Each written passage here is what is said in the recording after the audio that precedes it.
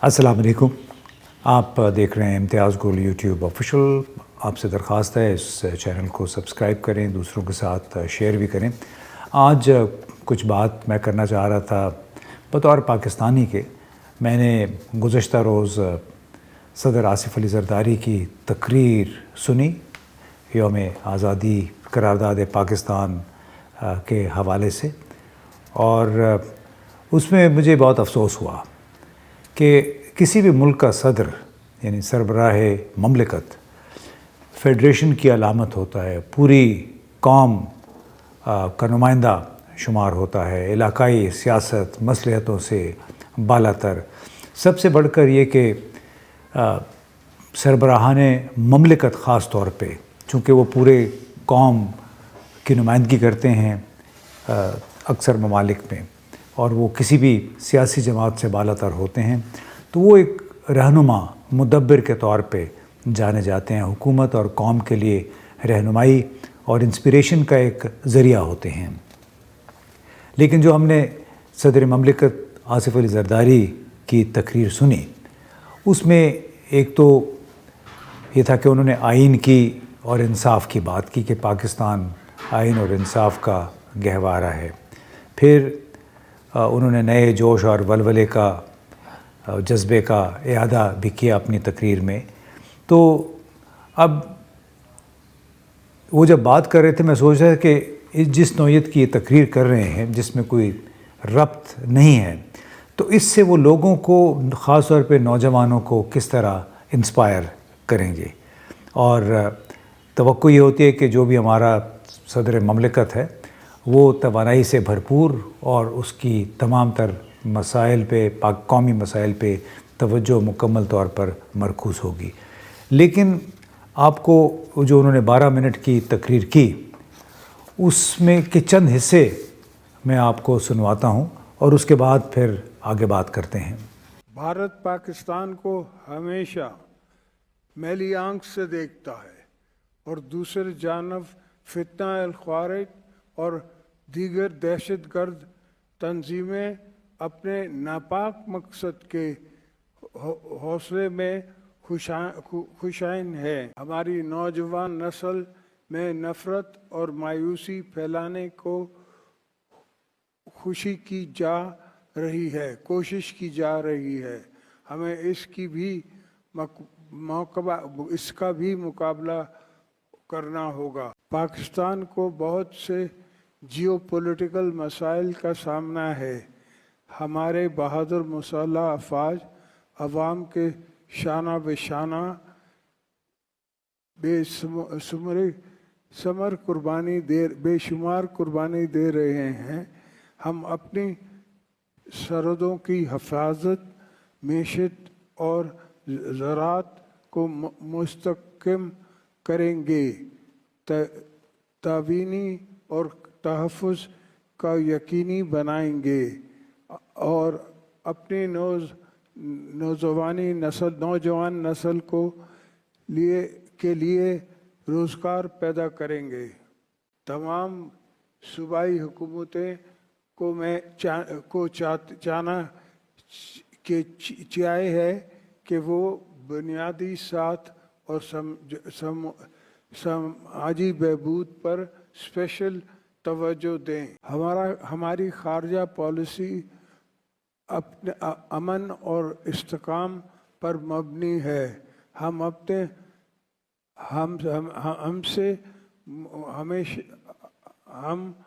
अपने हमसाए मुल्क और आलमी बरादरी के साथ मजबूत ताल्लुक़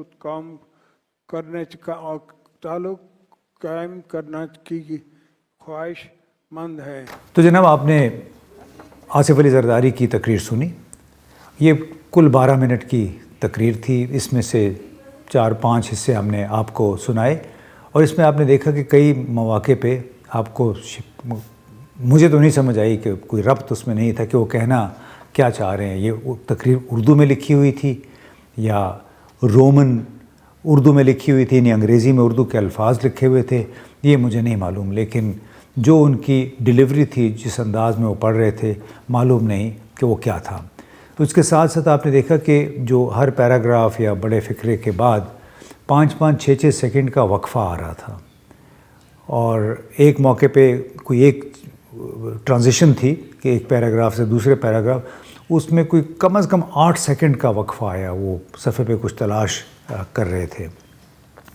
تو اب ان کا موازنہ اگر ہم کریں اپنے پڑوس میں، یعنی جرمن صدر جو ہے وہ بھی اتنا ہی برائے نام ہوتا ہے جتنا پاکستان کا صدر ہے آئین کے مطابق، لیکن اس میں بڑی بڑی قداور شخصیات آئیں، بڑے مدبر، فلاسفر، سیاسی فلاسفر، وہ رومن ہیرٹزوگ تھے، رچرڈ فون وائٹ سیکر تھے، یوہانس راؤ تھے، جو کہ تعلیم یافتہ بھی تھے، طویل عرصے تک سیاست میں بھی رہے تھے، فرانک والٹر اسٹائن مائر تھے۔ تو یہ سب بڑے پڑھے لکھے سیاسی کریئر کے، لیکن کوئی ڈاکٹر، کوئی انجینئر، کوئی وکیل ہے۔ اس طرح آپ پڑوس میں دیکھ لیں، چلیں جرمنی کو چھوڑ دیتے ہیں ہم، یہ انڈیا کو دیکھ لیں، وہاں پہ بڑے بڑے نامی سائنسدان، انجینئرز، ڈاکٹرز، وکیل ان کے صدر بنے۔ وہاں بھی ایک علامتی حیثیت ہے بھارت میں بھی صدر کی، لیکن اب دیکھیں عبدالکلام اور پربھیتا پاٹل، پرناب مکھرجی، رام ناتھ کووند اور موجودہ جو صدر ہیں، اگرچہ ان کا تعلق بڑی نچلی ذات سے ہے، قبائلی ذات سے ہے، ان کا دروپدی مرمو ان کا نام ہے، لیکن وہ بھی انتہائی اعلیٰ تعلیم یافتہ خاتون ہیں۔ تو ان کی جب ہم باتیں سنتے ہیں تو پتہ لگتا ہے کہ واقعی یہ اتنی بڑی ریاست کے نمائندے کے طور پہ ہم سے مخاطب ہیں۔ لیکن اگر پاکستان کو ہم دیکھتے ہیں تو یہاں ہمیں کون کون سے صدور ملے؟ ممنون حسین صاحب تھے، رفیق تارڑ صاحب تھے جو سابقہ جسٹس تھے، فاروق لغاری صاحب چونکہ سیاستدان تھے، سردار بھی تھے، تو وہ بڑے دبنگ انداز میں بولتے تھے۔ پھر ان کے بعد جو ایک صدر آئے تھے جنرل پرویز مشرف، ان کا جو انداز گفتگو تھا، ان کا اعتماد تھا، وہ بہت کم لوگوں میں دیکھا جاتا ہے۔ ان کی بول چال بھی، کمیونیکیشن میں وہ بہت اچھے تھے۔ تو جب بات کرتے تھے، چاہے وہ انڈیا میں انہوں نے بات کی، چاہے امریکہ میں کی، چاہے پاکستان میں، تو پتہ چلتا تھا کہ واقعی یہ صدر ہیں، صدر مملکت ہیں۔ میں نہیں کہوں گا کہ وہ مدبر تھے، لیکن صدر مملکت وہ ضرور لگتے تھے، بہت پریزنٹیبل۔ اس طرح فاروق لغاری صاحب بھی تھے، لیکن ان کے علاوہ جو آگے پیچھے صدور آتے رہے، وہ یہی ہوتا تھا کہ کسی کو آپ نے احسان کر کے، کسی کو خوش کرنے کے لیے آپ نے صدارتی عہدہ فراہم کر دیا۔ ایک ایسا صدر جو کہ بس آپ کی ہاں میں ہاں ملائے، چوں چرا نہ کرے، آپ جو کہتے چلے جائیں، جو آپ آرڈیننس بھیجیں گے اس پہ دستخط کر دیں گے، جو آپ نے منصوبے شروع کیے، آپ جب وہ قوم سے خطاب کریں گے اسمبلی مشترکہ اجلاس سے، تو اس میں آپ پہ تنقید نہیں کریں گے۔ تو یہ ایک بدقسمتی ہے پاکستان کی کہ ہمیں اس طرح کے لوگ ہم پہ مسلط ہوئے جو کہ پڑھے لکھے بھی کم تھے اور جو پھر پریزنٹیبل بھی نہیں تھے۔ موجودہ صدر کے حوالے سے لگتا ہے ان کی طبیعت بھی خراب ہے، اللہ کرے ان کی طبیعت بہتر ہو، لیکن پیپلز پارٹی کے کئی رہنماؤں کو یہ بات یقیناً بری لگے گی۔ مگر یہ جتنے بھی رہنما ہیں، چاہے اسمبلیوں، قومی اسمبلی کے، صوبائی اسمبلی کے ممبر ہیں، یہ قومی نمائندے کے طور پہ پارلیمانی اراکین کے علاوہ، یعنی اس کے ساتھ ساتھ یہ ایک پاکستانی کی نظر سے بھی دیکھیں اپنے صدر مملکت کو، اور غور کریں کہ کیا ہمیں ایسا ہی صدر مملکت چاہیے جو توانائی اور فوکس، یعنی توجہ سے عاری ہو، اردو نہیں پڑھ سکتا، اور غالباً رومن اردو میں لکھی تقریر ان کے لیے اور مصیبت کا باعث بن گئی۔ آپ نے 4-5 کلپ سنے ہوں گے، یہ میں نے براہ راست پی ٹی وی سے حاصل کیے ہیں تاکہ کوئی یہ نہ کہے کہ اس کے ساتھ کسی نے شرارت کی ہوئی ہے، کسی نے فوٹو شاپ کیا ہوا ہے۔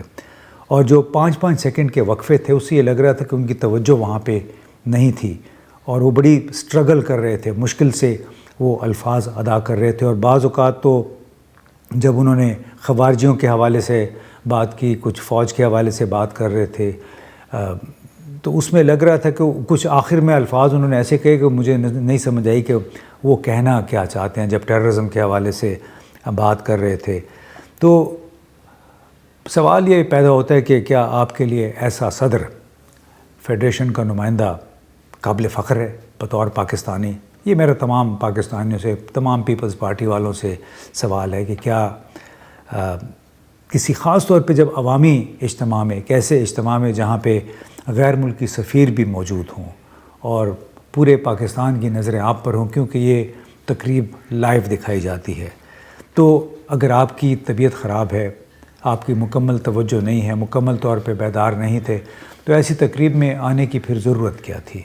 بجائے اس کے کہ آپ 25 کروڑ عوام کی قسمت پہ رونا روئیں. 25 کروڑ عوام کیا یہ ڈیزرو کرتے ہیں کہ وہ ایسی ذہنی اور جسمانی حالت کا شخص ان کا صدر ہو جس کا ابھی اپنے اوپر شاید مکمل اختیار نہیں رہا ہے؟ تو آپ ذرا سوچئے کہ کیا ہم 25 کروڑ عوام اس قسم کا صدر مملکت ڈیزرو کرتے ہیں؟ بہت بہت شکریہ.